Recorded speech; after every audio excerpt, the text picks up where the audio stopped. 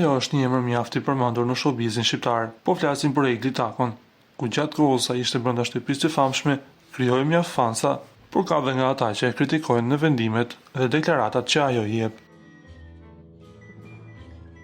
Për sa i përket lidhjes së saj me Gjestin, me sa duket, ata po e mbajnë të fshehtë dhe larg syrit të mediave, por ka disa fansa që mendojnë se ata e kanë dhënë fund lidhjes së tyre dhe tani më shef secili drejtimet e veta.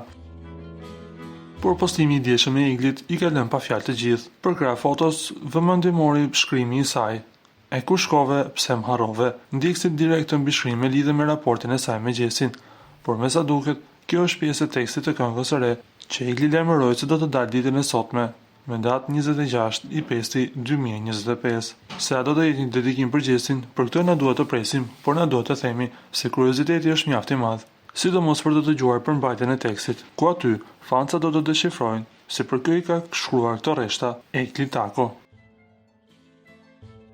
Ju lutem klikoni tek butoni subscribe për të marrë të rejat më të fundit nga showbizi shqiptar.